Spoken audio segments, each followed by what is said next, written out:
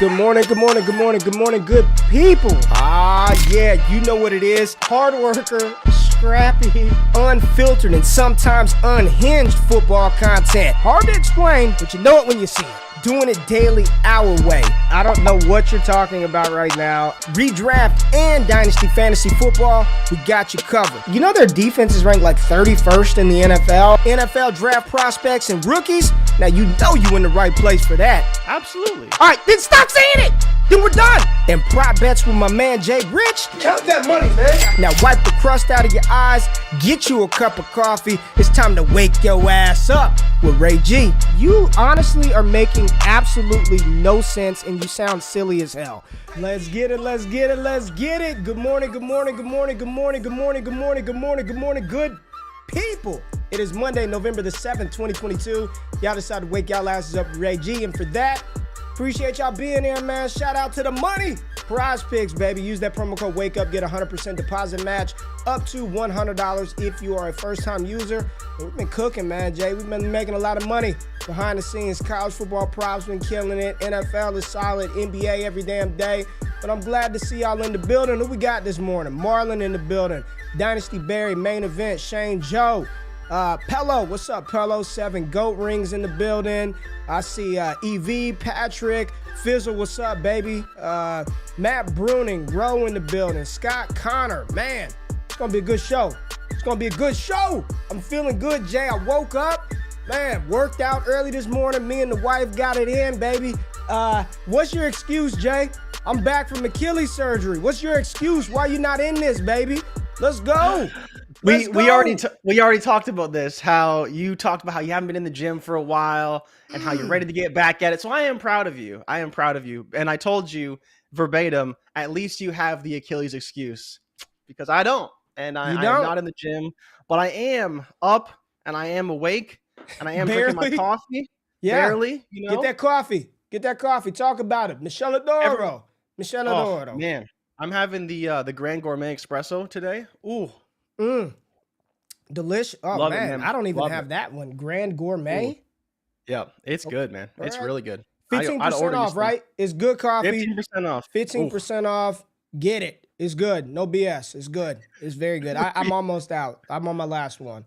Brooklyn. Rubio said I haven't been to the gym in 6 years. Not quite 6 years, maybe like it's pre-pandemic for me. It's pre-pandemic for me, but we're working on that. I got it in, man. I fasted cardio. I'm feeling good today. And football was dope this weekend, man. From the college game, the NFL was dope. So I'm excited for this show, Jay. And I kind of just want to start out the show talking about real quick.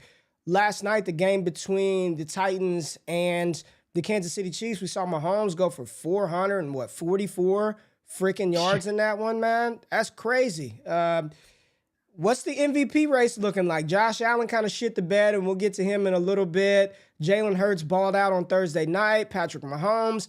I'm going to take a guess. I've not looked at any NFL MVP odds, but we're halfway through the season. I'm going to say the odds makers probably have it within 50 points of each other, but I'm going to rank them Hurts, Mahomes, Allen. Hurts, Mahomes, Allen. Am I correct? 250 for Hurts, 275 for Mahomes, and 300 for Allen. So you were 100% correct with your 50-point prediction as far as the spread between those three. And not really surprising, right? We saw some QBs disappoint in the college ranks. We saw some QBs disappoint in the NFL. But Mahomes, like you mentioned, 500 total yards of offense, because he also led the team in rushing, of course, because they didn't run the ball for how many rushing yards did they have? Oh, they didn't do shit on the ground. Nothing. Pacheco had like 5 for 5. Clyde had like 3 for 2. 4 for 5, and McKinnon 3 for 4. All these guys averaging 1 yard a carry. Mahomes 10 yards a carry, 446 through the air. But Ray, it's still kind of embarrassing that it was this close between them and Malik Willis, who completed 5 passes all game long. Listen, Tennessee's defense is for real. Like that's a good defense, and Kansas City's defense is very good too. Derrick Henry, we knew he was going to get the ball. We knew he was going to shoulder the load. And he still, I mean, even with those big runs, he had like 117 yards on the ground. I mean, Kansas City's defense is I think them and Tennessee are top 5 in rushing defense in the NFL. So Yep. very strong defensive matchups. You touched on Malik Willis. No completions to wide receivers. He took shots, right? It was Yeah. I didn't know he was gonna play. Like up Yeah, neither did until I. like I think it was like, an hour yeah, before we the heard game when I Tannehill saw wasn't Tanny was right? out. That was kind of weird. Yeah, I was like, Yeah. oh, Malik Willis time. But no, shout Right. out to the Kansas City Chiefs fans, man. They got it done last night, 20-17. Juju balled out, Kelsey balled out. Let me just ask you, Jay. Everyone's been trying to sell Derrick Henry for years and years. Does he look like he's slowing down at all to you when you watch Derrick Henry? No, but I think the better question is, do you want him on a Malik Willis-led offense? And how does that look for his outlook, right? I think you're 100% right in the realm of you want Derrick Henry, but the difference this year between Malik Willis and Ryan Tannehill, it's probably an even wider gap than I thought it would be, right? You know, you talk Yeah. about Derrick Henry.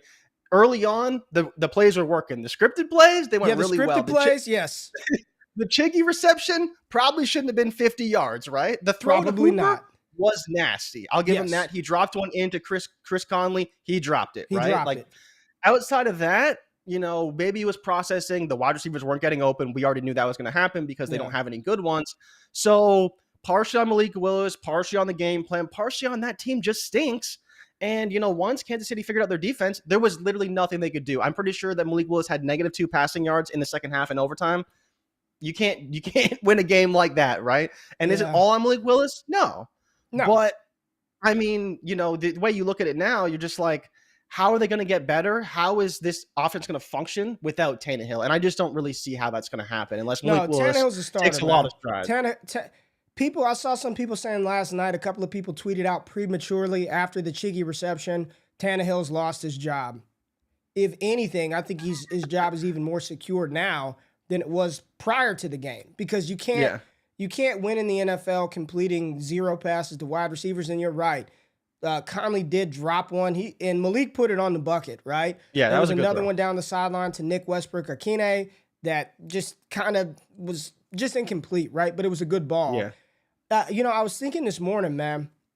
I was like, it's not that I think Malik Willis is just awful, right? I don't look at him and be like, this dude has no talent. He's a bum. He shouldn't be in the league. But my question is Tennessee going to give him enough leeway to figure out if he's good or not? And that's what I'm struggling with, right? Like in Dynasty, if you have him on a roster and someone offered you a second-round pick for him, like I get not wanting to do that, and I understand all the reasons why. Let him develop, let him progress. But he wasn't a first-round pick. He wasn't even a second-round pick. He was a developmental quarterback out of Liberty. And I'm trying not to read too much into stuff, but I'm looking at Vrabel on the sideline, and he just looks like he is just like, dude, No throw it. hope. Because he had a couple where he could have thrown it, and he decided to run, and they got spies on him. The question is Tennessee going to afford him the runway to succeed or fail? And that I don't know, Jay. That I don't know. So I don't think Vrabel will. I think that's the reality. You look at what Vrabel's done over the past few years. He's like he's a coach of the year candidate probably almost every year. The way he coaches, he seemingly outperforms this roster almost every year. Tannehill is fine, but we know he's not this franchise-saving, game-saving quarterback. He has to play within his system, and they have to play great defense, and they've done that for years. But yeah, when Malik, I think the problem for me with Malik is, and I understand Vrabel's frustrations, it's like, yo, this game is on the line. Just throw the ball. Even if you throw a pick, like Just throw at it. least give someone a chance to try and make a play for you, right? And I think I look at, and I'm not trying to say that like any comparison to Malik and Mahomes, but there was a play on I think it was 3rd and 10 from like their own 10-yard line, and Mahomes just bombed it to Sky Moore. He wasn't open. He was in double coverage. He just gave him a chance to try and make a play. Nothing became of it. But Malik, when the game was on the line, you're like, you want to see something, a big time throw, some anticipation, something. And he's just taking sacks, running around back there. Maybe nobody was open, but that's the time when you have to throw the ball. We can get on quarterbacks for throwing picks late in games, but at least they're trying something. Yeah. Because sit back there and get sacked and run around, you're not So- really trying to do much in that offense. Scott said Malik is where Jalen Hurts was at the end of 2020. He's very far. I don't think so. I disagree. I think Malik is much further behind Jalen Hurts' development than where Hurts was at the end of 2020. This was all he played at Liberty, man. Like that's a big jump. And I'm not knocking the Liberty Flames. Shout out to Liberty and Hugh Freeze, what they're doing right now. Should be, if there was a coach of the year in college, he definitely should be up for that award. But Malik is much further behind than Jalen Hurts. Much, much, much further behind. Yeah. I like the talent. You look at him, you're like, oh, he's got the arm, he's got the work ethic, and we'll see. We shall see. But Mahomes is that dude. And I'm glad Jalen Hurts is the leader for NFL MVP today based on the odds. Because Jay, I was all over him. Pre-draft process, I said, I don't give a damn. This is the type of cat you want to bet on. And I had to go back, Jay, because we're going to get to our baller of the week. I had to go back to make sure old GQ didn't have any blasphemous statements out there. You never know with me. Sometimes you just never know. And I had to look through my Justin Fields receipts. There ain't very many people higher on Fields than I was, man. I was out there slandering the Falcons for drafting Pitts over him, on the Jets for drafting Zach Wilson over him. I mean, the receipts are deep. They're long, Jay. And Justin mother effing Fields. Yep. Justin F. Fields, baby. Justin F. Fields, baby. QB baller of the week. Jay, I'm telling you right now, dude. Like, I jumped into Discord late last night. I had to get some relaxation before I got inside, right? Long weekend, right? And I was talking to a couple of the patrons. Patreon.com/allgas, getting that Heisman here so we can rap, we can talk ball. And I said the same feelings that I had about Jalen Hurts during his rookie year, about seeing the progression, seeing the special talent, seeing the tools. That's the same type of feeling I'm getting about Justin Fields, man. And what's interesting is nothing has changed. I still have major question marks about this organization and them putting pieces around him to help him succeed, right? You go out and trade for Chase Claypool. Get the fuck out of here. He's not some one. Stop it, right? Mooney's still doing his thing. Cole Kmet, we'll talk about him in a minute. But what I'm loving about Justin Fields is despite the situation, which is terrible. The situation is terrible. Straight up bad. This is what Justin Fields is doing. Fine. The Thanos. I'll do it myself. Like, legit. He's just like, you know what? I have no receivers. The offensive line is bad. I'll just do it myself, right? I'll do it myself. No, we're still killing Chicago. What are y'all talking? Bro, y'all in the building. Stop the silly shit, man. Like, Chicago's bad. What they're doing around him is not a conducive environment for Fields. He's just saying, you know what? I'll do it myself. Y'all go get me Claypool. You don't draft anybody. You draft Velus Jones. The offensive line is bad. I will do it myself. Chicago's still a dumpster fire. But if it weren't for Fields, it would be a dumpster fire filled up with baby shit diapers all over the place. At least he's saving them, right? He's putting the team on his back. He's elevating them. He's being a floor-raising type quarterback. And despite the ineptitude of the organization to surround him with legit playmakers, he's still out there doing it. And that's all you can ask for, man. Like, that's more than what you can ask for. Yeah, Ray, I think you just nailed pretty much all the big points here. Obviously, Justin Fields broke the record for rushing yards in a game by a quarterback, passing Lamar Jackson, passing Mike Vick. He put the team on his back. And what happened? They still lost. It wasn't like they won the game. It's had to try and overcome that Dolphins defense. But, I mean, 4 touchdowns, over 300 total yards. Wait until they build a real team around him 100%. But even still, Ray, it's not that I don't believe in Fields. It's the ability to actually build a team around him. You know what I mean? Like, I don't know. It's for fantasy, he's awesome. Like, he's great. But to build a winning franchise around him, you need to have smart people, and it takes more than just one quarterback or a couple of receivers or a running back, offensive line. It takes a lot of things. But for better or worse, I had zero confidence in what they were doing to start the season. But it seems like in some ways they have figured out how to best utilize Justin Fields. And, you know, it's week 9 going on to week 10, and it's been now 4 or 5 weeks in a row that he's gotten better. You know, and that's the biggest thing to me. His QBR was 95. Like, it's only out of 100, so it can't get much better than that, right? He threw 3 touchdowns, only had 9 interceptions. He didn't throw for a ton of yards, but he ran for a ton of yards, right? He kept the team in the game. And I don't know much more you can expect from him, honestly. You just can't. And I mean, listen, like Pello just said it. Can't have an organization use a second, a third, and a fifth on Chase Claypool. This is what's making what he's doing even more impressive, because at least they seem to be so just incompetent around. Like, you use a second, a third, and a fifth, and maybe Claypool is good. Maybe he is. It's his first game in Chicago. Let's give him some time to figure it out. But I just don't think he's worth a second, a third, and a fifth. But despite all of that, what he's doing, like you said, breaking Mike Vick's rushing record, he's still... There's still things that he has to work on as a passer, right? The same thing that Jalen Hurts had to. And, I mean, Equanimeous St. Brown dropped a beautiful dime by Fields, and that, like, beautiful, right? You just have to be encouraged that despite everything crumbling around him or not looking good around him, the peripherals, he's still out there making it happen. And, Jay, I think they play against the Lions next week. No way. He's going to smash again. Well... Depending on depending on which Lions team shows up. If it's the one that showed up yesterday versus Green Bay, the whole NFL is in trouble apparently. But this is good for Fields. Shout out to him for QB Baller of the Week. And let's just stick in Chicago real quick and jump around, because we might as well hit the tight end Baller of the Week. It's his boy Cole Kmet, who is turning into a legitimate option at tight end. This is what we wanted to see from him, right? We knew he was pretty good coming out of Notre Dame. And people really didn't want to invest in Cole Kmet because the Bears didn't want to throw the ball. They had Justin Fields throwing the ball 13 times a game.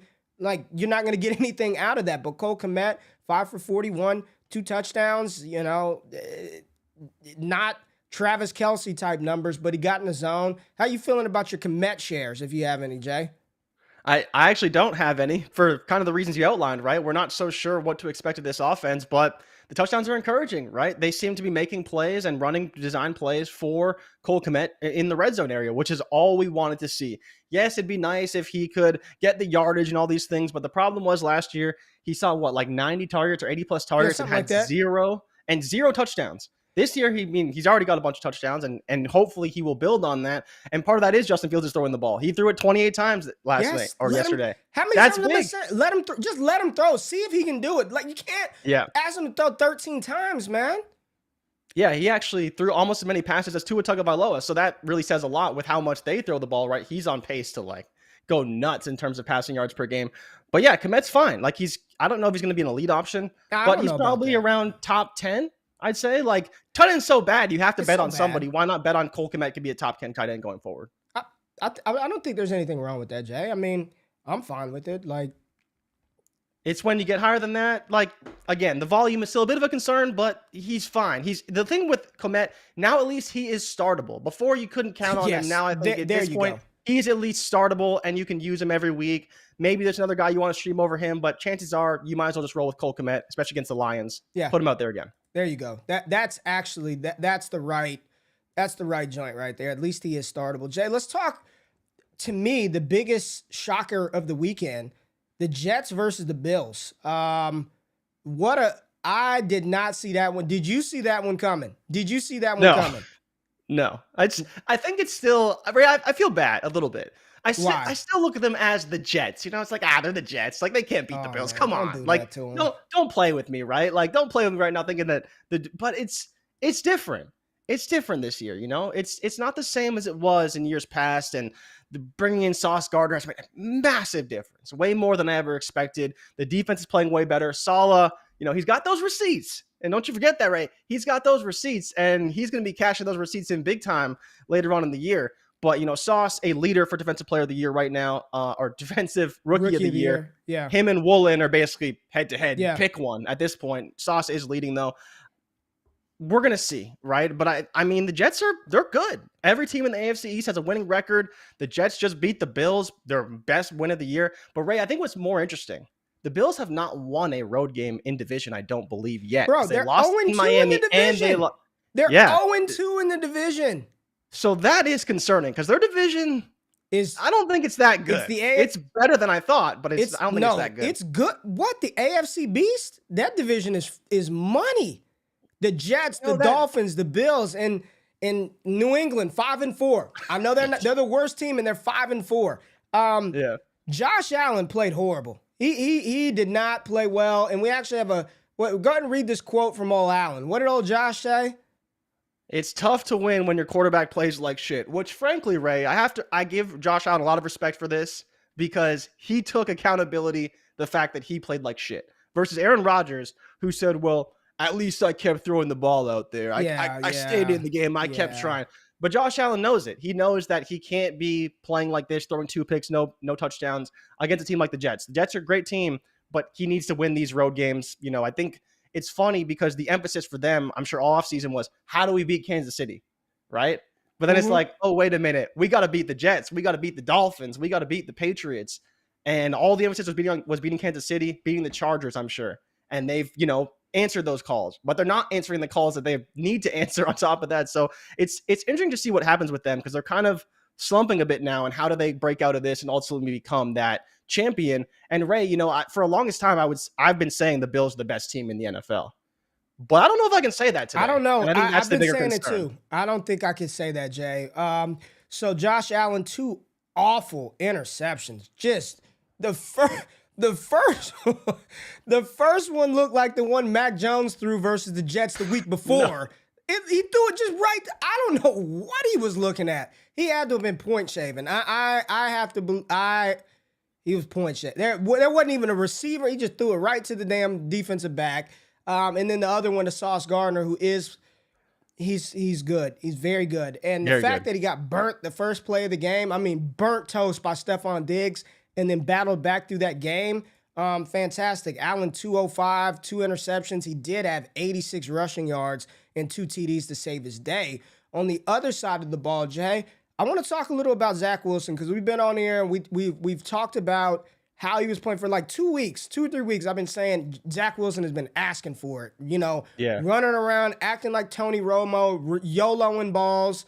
There were a couple of times in that game where it looked like it took everything in his fiber not to throw it, and he didn't do it. Or he would throw it away, or he would take the check down. And when Zach Wilson is in structure, man, give him some credit. I know the stat line is only 18 for 25, 154 yards. He was only sacked twice, QBR of 76.4. They ran the ball well with both Michael Carter and James Robinson. Michael Carter looked good, man. Very good. He's a good little back. He's no Breece Hall, but he's a good, he kind of reminds me of, man, kind of like the Tony Pollard to Zeke Elliott, right? Kind of like that guy that's always going to be behind somebody, and then you give him like 10 to 12 touches, and he makes the most of it. So shout out to Michael Carter. James Robinson did get in the end zone on a receiving touchdown. But the big thing here, Garrett Wilson, 8 catches, 92 yards on 9 targets. He looked good. Almost fumbled the ball trying to throw it. But your boy, before the NFL draft. Yeah, your boy. You talk that shit about me and T-Law. Your boy Trevor. I told you the right more to take in 2021 was Rondell. Rondell this, Rondell that. He's hurt, yada, yada, yada. Elijah, 26 snaps, 0 targets, 0 receptions, 0 yards, 0 touchdowns, 0 fumbles, 0 tackles, 0 interceptions, 0 goose egg. Elijah Moore. Is he dead? Is Elijah Moore dead in New York? I don't know if he's dead, but he is riding the same bus that Cam Akers is on right now. The bus to fucking nowhere. You talk about Garrett Wilson, led the team in targets. Next highest in targets, Ray. This made me laugh. Denzel Mims. If you recall, Ray, you may remember this actually. You and I got into a very heated argument over 2 players. Do you remember who the 2 players were? This is in the Discord. We argued, and for people who don't understand, this wasn't like a small argument. This is a big one, public, in the Heisman chat. We argued over 2 roster cloggers. One was Denzel Mims. Who was the other one? I think you're making this up. No, so it was Denzel Mims versus Terrace Marshall. And I said that Denzel Mims was... I remember that. He was washed. And I said, go just take Terrace Marshall because he's going to have more opportunity. Both have been awful ever since we had that argument. Both wasted both of our time overall. But yeah, Elijah Moore isn't dead. Still believe in the talent, still believe in the profile. It's just, for whatever reason, he's in purgatory. But I think the scarier part, Ray, is that he is on this Denzel Mims career arc. Where yes, he is. had opportunity the first season. Second season, he's in the doghouse, buried, doesn't get targets, doesn't even run routes. Now, for some reason, Denzel Mims has a role in this offense. Make that make sense. When did that change? I can't make any sense of it. I don't think it's something that we can possibly project going forward. There must be issues within the organization, whether it's from Robert Saleh or other people in there, or it's Elijah Moore not doing what he needs to do. I don't know, man. But for some reason, he is just not playing. It's clearly some disciplinary thing. We saw it with Brandon Ayuk as well in San Francisco, right? Similar type of style regime where he just wasn't playing and there wasn't any reason for it. He was just in the doghouse. It just seems like that's where Elijah Moore is right now. And we have to just either wait it out or you trade him. And if you want to trade him, you can't trade him for anything unless they're an Elijah Moore truther. Could you trade him for? But like, let's say you just want him off your roster. You could probably trade him for a third-round pick? Nah, I wouldn't do that. I wouldn't. He'd just have to clog it up. I couldn't do it. He's still. How do you? This is what happens when bitching and complaining go horribly wrong. He should have just shut up, dude. You're a second-year wide receiver.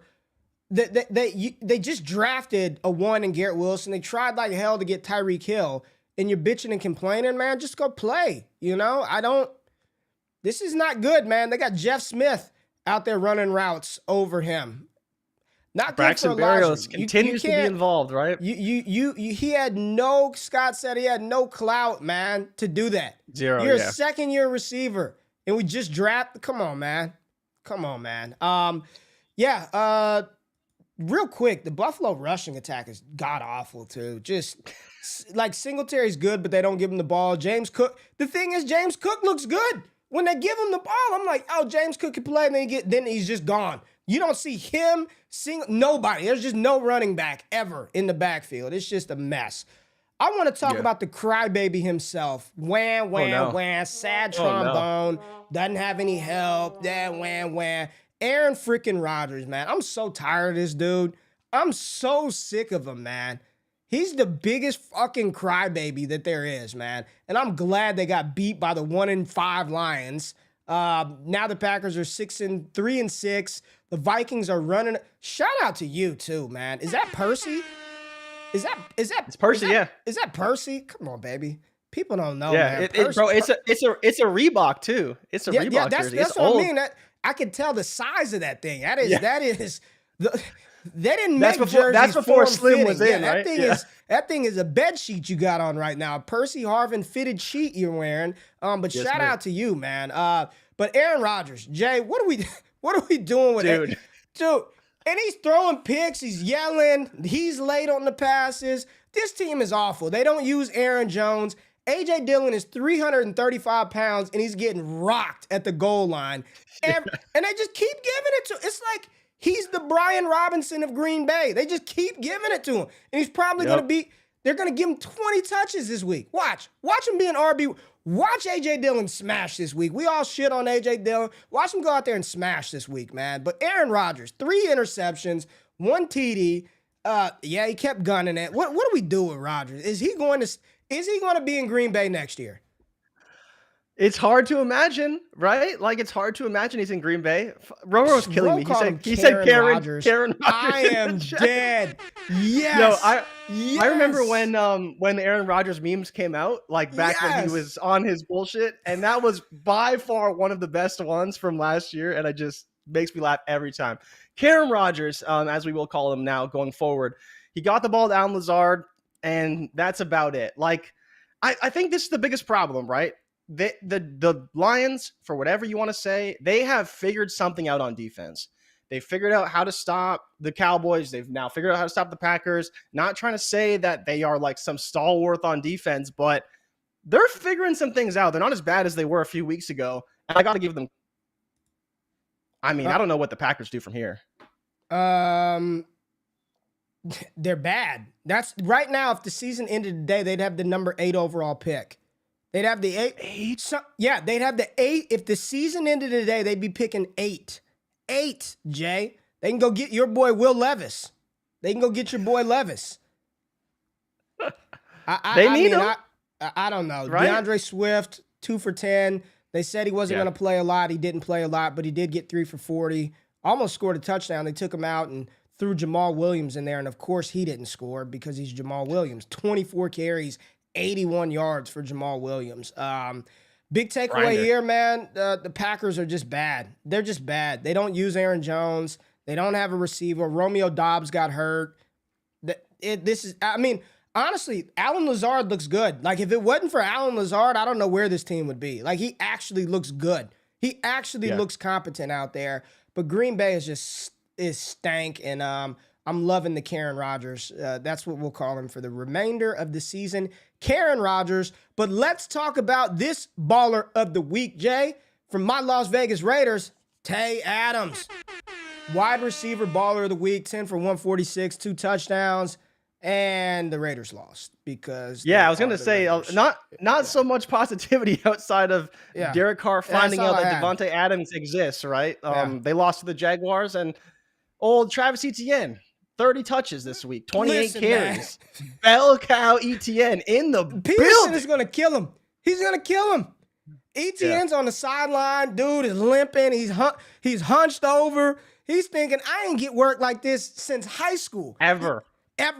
And you give me 30 carries, 35 touches for Etienne. Shout out to Etienne, man. 28 inefficient touches for 109. 3.9 a carry. But he's good. He enjoy it while you can. Enjoy the Etienne touches while you can do it. He's fast. I'm liking what Jacksonville's doing. Christian Kirk got in the mix. T-Law. Solid. This is the T-Law game right here, right? 84 QBR, no sacks, no interceptions, 1 touchdown, quick decisions, 53 yards on the ground. This is the Trevor. Shout out to the 2021 quarterbacks. This week, they actually all played well. Even Mac didn't lose the game for New England. They all played well. This was a great step forward for the 2021 quarterbacks.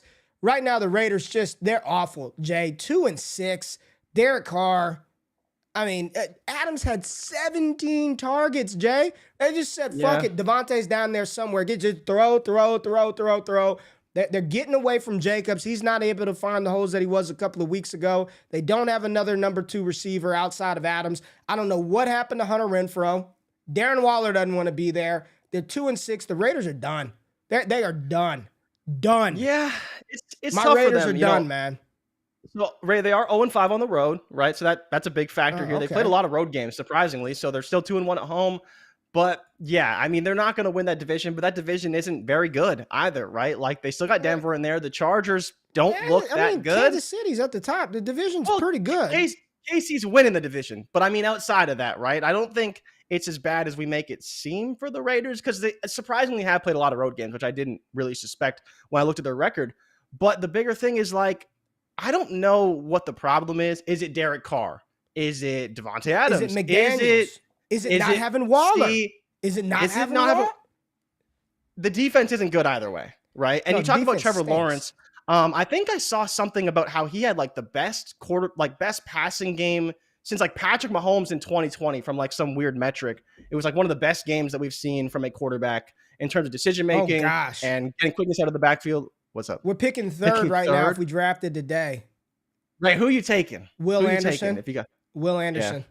You know he's not the projected first overall pick anymore, right? Who is? Jalen Carter? Your boy. No. CJ? Your boy out of the Ohio State University. CJ? Matt Bruning's very own. CJ Stroud. Yeah, he's taking over Will Anderson, which was surprising. I would take Will Anderson, put him opposite of Max Crosby. If you're in that would be. I'm not. I mean, I don't think Derek Carr is the issue.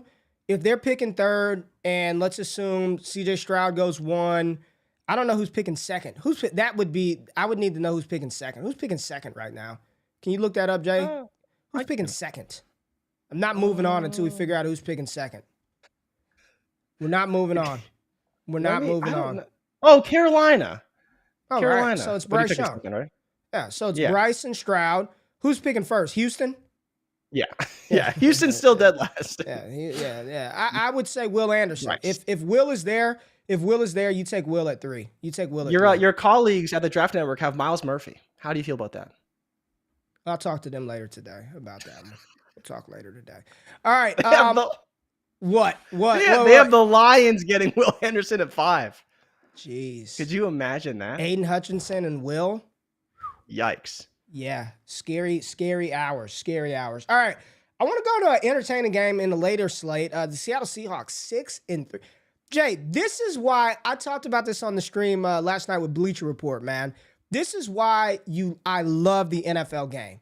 If I told you at the beginning of the season, the Rams would be 3-5, what are the Rams? 3-6, and the Seattle Seahawks would be 6-3 with the potential comeback player of the year, with the potential offensive rookie of the year, with the potential defensive rookie of the year.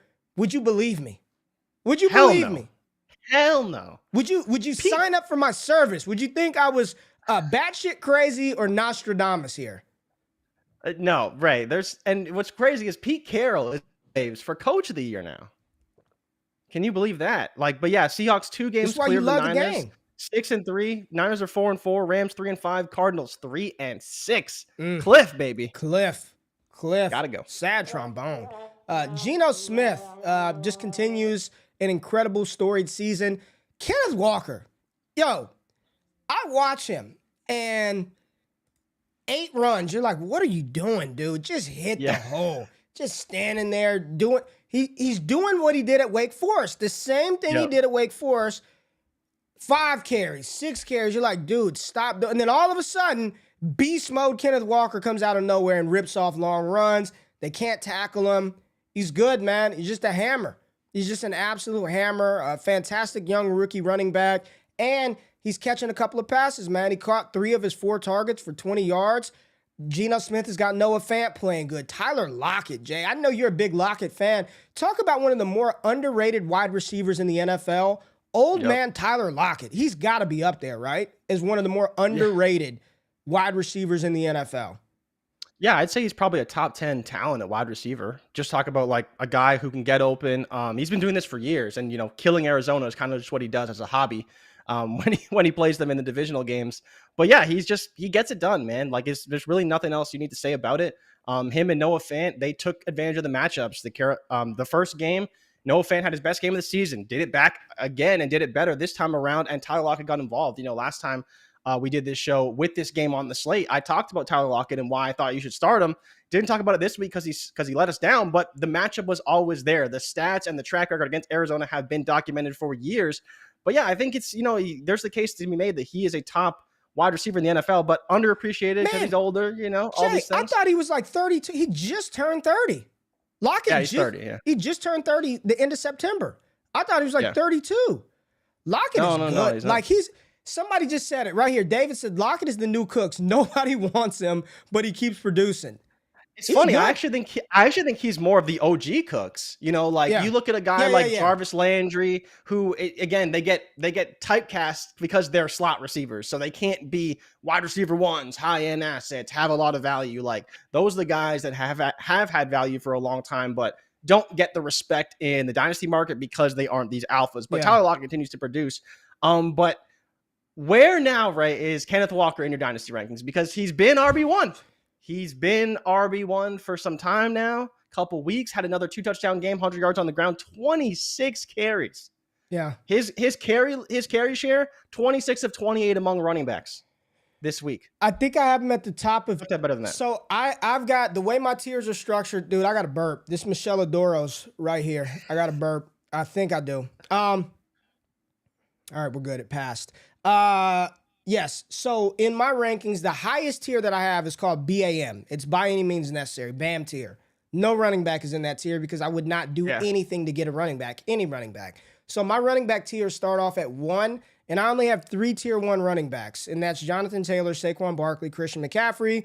But in tier 2, I do believe without looking at the ranks, Kenneth Walker is right at the top of that. So, I mean, 5, 6, 4, something like that. RB4, RB5, right up there. Right up there. He's good, man. Let's go to the Arizona side of the ball real quick. We don't have to talk about any of the running backs because they all stink. Kyler Murray just runs around. Is it his fault, Ray? Is it his fault? Or are we just going to put the blame on Cliff and say that Cliff is just one of the worst coaches in the league? The offense is disgusting. The big takeaway for me, Rondell Moore, again, involved heavily in the offense. 10 targets, 8 for 69. And you see, when healthy, he's pretty damn good, man. I don't Everyone keeps saying, oh, what does this look like whenever Marquise Hollywood Brown is back? Probably a clusterfuck because you got Nuke, Yeah. Hollywood, Rondell, and Ertz that have to be fed. Rondell Moore looks very good. Very, very good, man. Very good. Yep. How are you feeling about Rondell today opposed to where we were a couple of weeks ago or a month ago? I think you have to be encouraged. I mean, there was the one down week after he kind of ascended and took this role, but now it's been consistency. Shout out to Tariq Woolen for shutting the hell down, out of DeAndre Hopkins made basically nothing the whole game. He only had 5 targets, 4 receptions. It was a lot of Rondell Moore. And the reason why is because Seattle found a way to take away DeAndre Hopkins and someone had to step up. And I think the bigger takeaway isn't that someone stepped up, it's that it was Rondell Moore, right? You talk about what's going to happen when Marquise Brown comes back. I still think Rondell can have a role. If he's going to prove that he can run this slot position very, very well, there's no reason both those guys, whether it's Hopkins or Hollywood, they'll play outside. Now, I'm not that familiar with the offense to where maybe you do bump Hollywood into the slot with Hopkins outside potentially. But in my opinion, it should really be the other way around. You should be bumping Hopkins into the slot and letting Hollywood run outside because he's just younger, faster. Let Hopkins do the short mid-area stuff. And so that may take away from Rondell Moore. But what he's done this season and over the past few weeks, like you talked about, he's earned those targets, those receptions, and showing out in a game like this, even though they lost, it's good to see they had the confidence in him to give him 10 targets in a game when Ertz is there, when Hopkins is there, regardless of who they're playing that week. Bro, Robbie Anderson, that dude smoked 2 of them, literally right in his hands, and he just smoked them twice. He needs to get the hell out of there. Jay, we talked about him being the quarterback baller of the week, but let's get into that game because that was the most entertaining game, in my opinion, on the slate. Miami's defense is so bad that they're going to let other teams stay in the game so they could score points. But Jay, I get it, man. The image that we saw of Tua posturing after he suffered that concussion early this season, it sticks with you, man. And I think it's human nature to be like, man, if he takes another one of those, what could happen, right? Yeah. But the other side of that coin is what if he doesn't take another one of those? And since he suffered that concussion, you know how many times Tua has been sacked since he took that hit? Maybe once or twice. Twice. He's getting the ball out of his hands quickly. They're not sitting him back there to get hit, to get rocked. And he's delivering, bro. This is one where I know a lot of people were out because of the injury concerns. If he doesn't get hurt, and this is what they're going to ask him to do, and all he's got to do is get it to Tyreek, get it to Waddle, he's going to continue to smash. He's good. We knew. Listen, I got a lot of receipts out there, and this one probably was wrong, but I was all in on Tua over Burrow in 2020. I was like, I'd rather have Tua than Burrow, and of course, today, I'd rather have Joe Burrow than Tua, no doubt about it, but that shows you the belief that I had in Tua. He's an accurate quarterback. He's smart. He's tough. He's a winner. All the intangibles there. He's an excellent leader, facing adversity, coming back. He had 2 tightrope ankle surgeries in college. He broke his hip. They didn't think he'd play again. And then he had to deal with the back and forth waffling of Brian Flores wanting Deshaun Watson, not wanting Deshaun Watson, putting him in, pulling him from Ryan Fitzpatrick. And finally, isn't it interesting, man? And this is why we must learn to be patient, right? Now that there's some stability in the organization, he's got some stability around him. He's got weapons. Look at what's happening. And I'm not comparing the two, but it's the same with a Daniel Jones. Now that there's some stability in the Giants organization, you can finally get a proper evaluation of the player. And right now, Jay, what Tua is doing, I don't know where he's at in the MVP conversation, but he's got to be in there. He's got to be in the MVP conversation with what he's doing with this team. Tyreek Hill, he's 9 games in. He's already over 1,000 receiving yards for Tyreek Hill. And everybody, let me not diminish this, Jay. If the season ended today, tell me if this would be a good season from Tyreek Hill. 76 receptions, 1,104 yards. Would you be happy with that? Yeah. I think you got to be happy with that, especially after changing teams. Doesn't have Patrick Mahomes anymore. If it ended today, 76 for 1,104, you'd be happy with that, right? Oh, yeah. It's 9 games in. He's going to go. If he stays healthy, he's breaking 2,000 yards. And he's going to win Offensive Player of the Year. And right now, I don't know what the odds are for that, but yesterday when we were looking, They were plus 700. So if you are able to put some money on Tyreek Hill, I would do that because they normally give that award to the best non-quarterback position in the NFL. Cooper Kupp won it last year, winning the Triple Crown. Tyreek's not going to win the Triple Crown, but he could set the NFL receiving yard record. And then the other receiver opposite of him is on pace for 1,500 yards. Yeah. Tua is killing right now, man. And for everybody that has the injury concerns, trust me, I get it because I think that myself. He's balling, bro. He is the first Dolphins quarterback in franchise history to throw for back-to-back 300-yard games, multiple touchdowns without an interception. Dan Marino didn't do it. Brian Griese didn't do it. Nobody else did that. Tua is balling, man. He's balling, man. Infrastructure, belief, stability. Think about that just in life, man. If your life is chaotic around you, it's hard for you to be the best version of yourself that you are. I don't care whatever it is you do. If what your job, your relationship, your friendships, if everything around you is chaotic, how can you be the best version of yourself? Whatever that version may be, whatever Daniel Jones's ceiling is, you can't expect him to hit that without the things in place. And now that we're seeing that from Tua, we're seeing that from Daniel Jones, you're getting glimpses here from like the Zach Wilsons of the world. You got to be encouraged, man. This team is awesome. This team is fun to watch. This team is explosive. I would love to have Tyreek Hill at 28 years old, right? 29, he's old. He's too old. Got to get off him in Dynasty. Give me Tyreek. I'll take him. He's Bam tier player for me. Give me Waddle. I can't have Waddle. Can't support not a tier two. one guy, right? Not an alpha, two. right? This is incredible what we're watching, man. I just hats off to Tua. He's awesome. He's an awesome quarterback.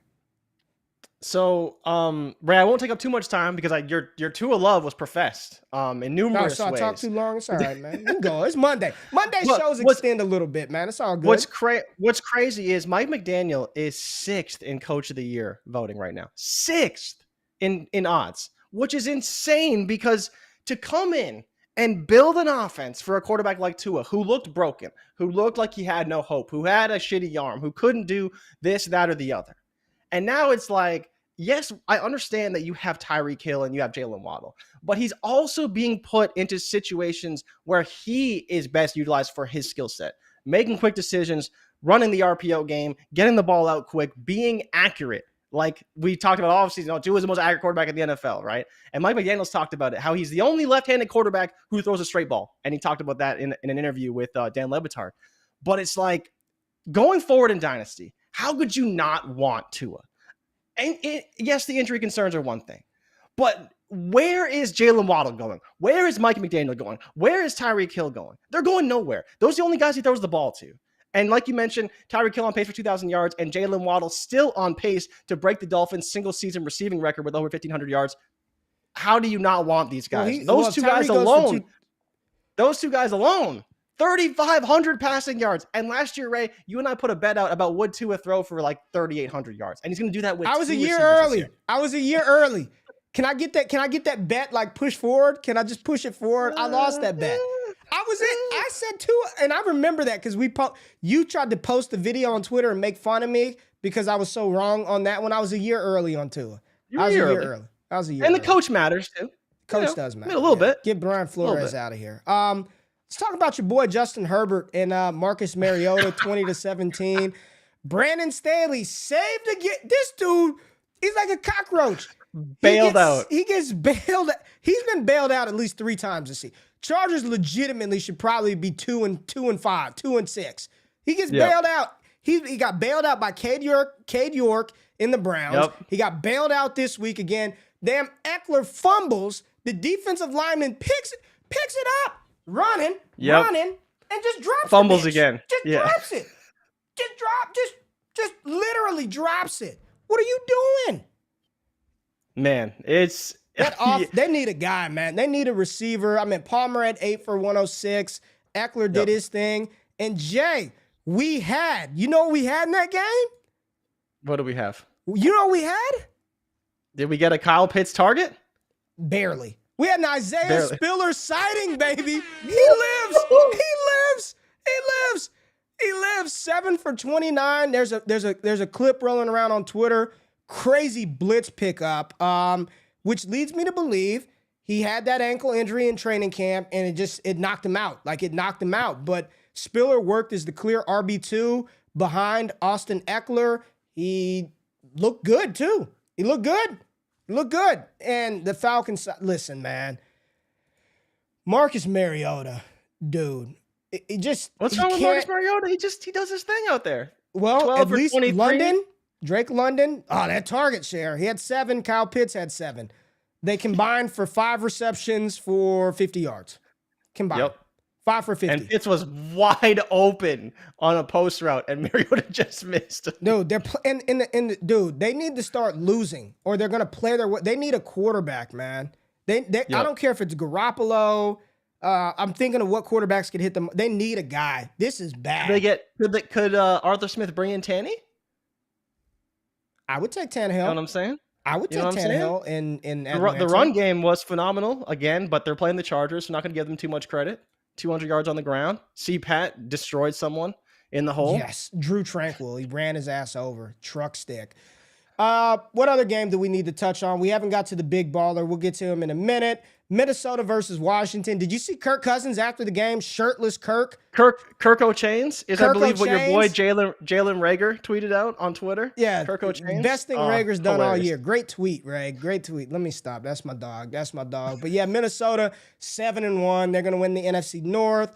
Justin Jefferson, monster. The fraudulent one, TJ Hawkinson, 9 for 70, just making me eat crow out there balling with his new team. And old man Kirk Cousins, nobody wants him, but he just quietly, 265, 2 touchdowns. Kirk Cousins, man, just getting it done. Getting it done every week. Also had 22 for 40, though. You know? Yeah, they got after him. But, outside of one Hail Mary, he threw a Hail Mary to Jefferson at the end of the half that got picked off, but they were just throwing it up. Heineke was not very good. Antonio Gibson, dead once again. Brian Robinson, 13 for 44. They can't run the ball. It's awful. Yep. Curtis Samuel got a lucky catch because the ref ran into the safety. There's just not a lot to talk about from this game. There's just not a lot. I don't want to talk about this game. I also don't want to talk about New England and Indy. Sam Ellinger, 9 sacks for 60 yards lost. Yuck. Deion Jackson tears his ACL, comes back in the game, and he doesn't do anything. Pittman Jr., dead. Alec Pierce, nothing. Paris Campbell, nothing, because it's Sam Ellinger versus New England. Mac Jones, 20 for 30, 147, sacked 4 times, 1 touchdown. Ramondre didn't do anything. Is there anything to touch on from that game? Anything at all? I knew we need to reevaluate this, Ray, because Kevin O'Connell did say that TJ Hawkinson would be heavily involved, and clearly he wasn't lying, right? Yeah, he didn't lie. Could this propel TJ Hawkinson to be a top 5 tight end in Dynasty going forward? Sure. If he's going to get this type of work, he won't be the fraudulent one anymore. I'll have to walk back. Yeah, no, I think that it is notable, right? To see a guy go 9 for 70 in his first game that's pretty much what we want out of Hawkinson every week. And we know the talent is there, but he needs the opportunity, and clearly he's going to get it in Minnesota. It's not great if you have Adam Thielen, right? What's up? Falcons versus Panthers this Thursday. Well, Ray, say what you want. They put up a pretty good game in game 1. Game 1 was now good. It's Baker Mayfield. Yeah, well, I don't know if you want to get into what the Panthers do, but we can talk about the Bengals Let's first. get to the GOAT real quick, and we'll get to Cincy last. Tom Brady got it done versus the Rams. We talked about the Rams season being damn near over at 3-5. Tampa Bay's 4-5. They take the division lead. Leonard Fournette, pour one out for Lenny, man. Just cooked. Please get Rachaad White in there. Please. 9 for 19 for Lenny. Just, they can't run the ball. Godwin didn't do anything. Evans didn't do anything. Cade Otton led the team in receiving. And then you look at the other side. Like, outside of a couple of runs from Henderson, they can't run the ball. Matthew Stafford, Jay, he threw for 165. How much of that went to Cooper Kupp? At least 100, because there was that big touchdown. 127. He can't throw to anybody other than Cooper Kupp. I traded for this fucker in the league, man. I want my pick back. I traded if it's not to Kupp, he can't. He is incapable. This offense is it's bad. Kupp had 127 of the 165 Stafford threw. Matthew Stafford, best prop to bet, under 1.5 yards. They set it every time at 1.5. I just take the under every game. He went under, -1 rushing yards. Allen Robinson had a good game by his standards, 3 for 24, and nobody else. No, Brandon Powell was the only receiver outside of Allen Robinson and Cooper Kupp to catch a pass. And this is Matthew Stafford. PJ, dude, Rams fans, y'all got to be, it's bad. It's real bad. And the funny thing is I really don't know which team is better. Like, yeah, the Bucs won the game, but I don't know if there's really a clear winner here. It's good for the morale of the Bucs, but they still don't look very good. But I think this probably puts them tied for the division lead now because they're 4-5. Atlanta's 4-5, and the Panthers, well, we know how their game ended up, so we don't need to. I think Higbee got hurt. I saw him limp off the field. Nothing was hurt but his pride. This team is bad. I wouldn't be shocked if this thing gets blown up after the year. It wouldn't shock me. It wouldn't. I don't know what they do, right? I think they got to roll at least one more year out there. What if McVay's like, I'm going to take this job and go be an Amazon analyst for $100 million? He should. Realistically, he should. What's tying him to the franchise? QBR 32 for Stafford. Yikes. Tom Brady wasn't much better, but when he needed it most, he got it done, right? He got it done. 58 pass attempts for the GOAT, Tom Brady. Once Byron Leftwich stopped calling plays, all of a sudden the offense started humming. Oh, who's calling plays now? I'm assuming it's Leftwich, right? I'm saying once he stopped calling plays, right? Tom Brady in the hurry when up, Tom just did what he wanted to do? Yeah. All right, let's get to the big dog, man. The biggest dog of the week. Good gosh. Joe freaking Mixon. Man. Jay, talk about him. Y'all, Joe Mixon heard all of y'all talking trash about him. Not me, because I'm still a big Mixon believer.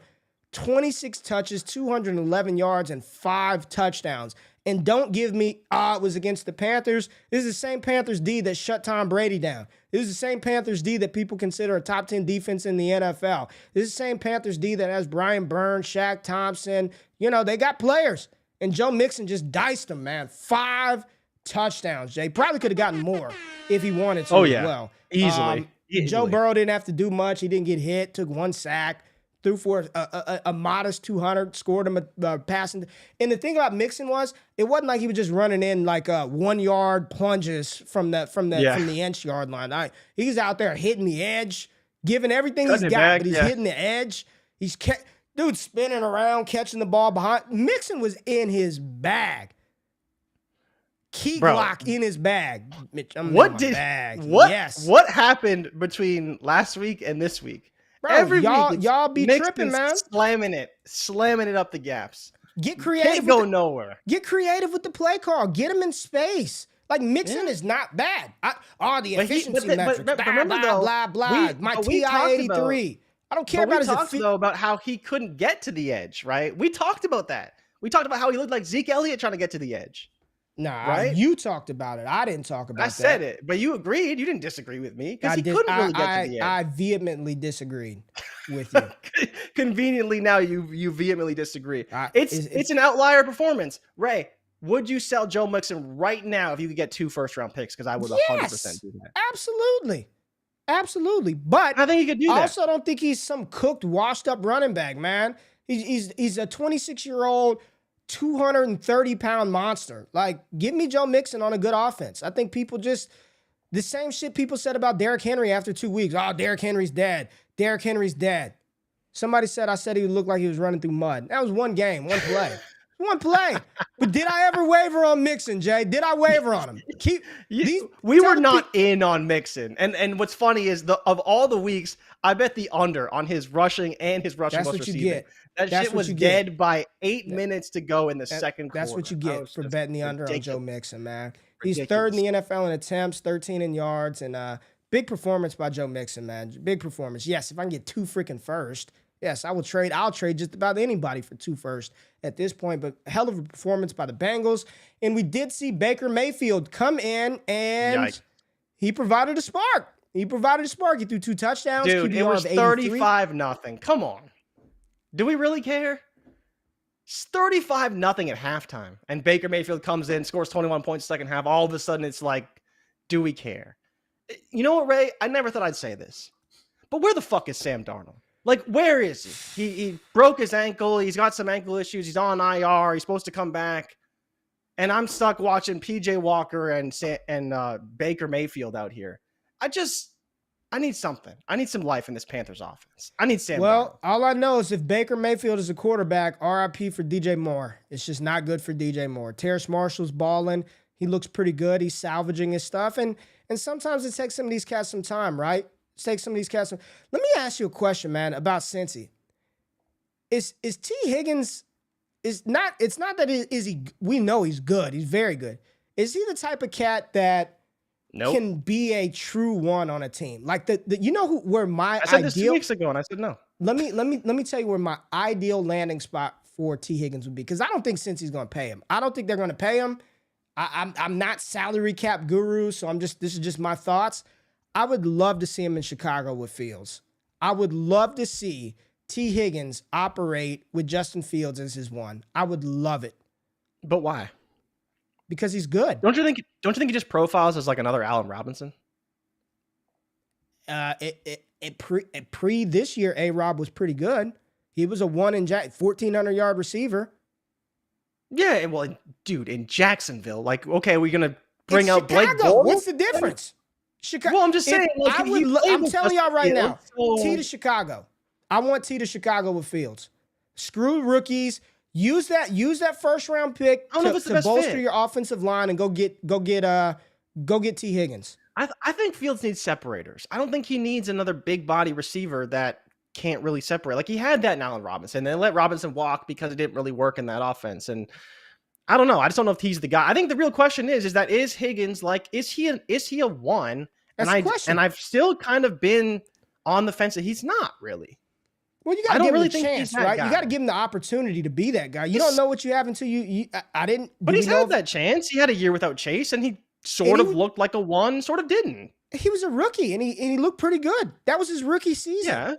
And then they drafted Chase the next year. I think he can be. I think he can be. I don't know. All right, who we got on tap for tonight? What is it? The Baltimore and the Saints. Yeah. Should be fine. It should be a good game. You know, Lamar's never played the Saints. Where's the game at? I think it's in New Orleans. Let me see. Kenyon Drake, no Mark Andrews, no Rashad in New Bateman, Orleans. No Gus Edwards, no J.K. Dobbins. Lamar, let's put this up. This has got to be Lamar tonight. He's got to be Thanos. You see that? No Infinity Stones in there. No Infinity Stones. He just got to go do it himself. So this has got to be Lamar Jackson tonight. Can he get it done? Huh? Can he get it done, do you think, against New Orleans? Their offense should be okay. Spread? What's the spread? Ravens are favored by 1.5, actually. The thing is how do they – the thing I think for me, it's how well does Roquan Smith integrate into this defense?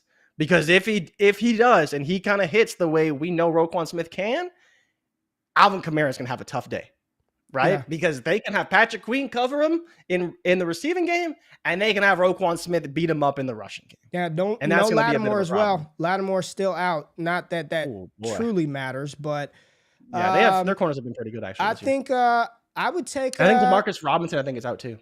What? Is the other one? Yeah, I think he's out too. So I'm pretty sure like all they have is Duvernay, Prochet, and whoever else. Tylan Wallace season. Let's go.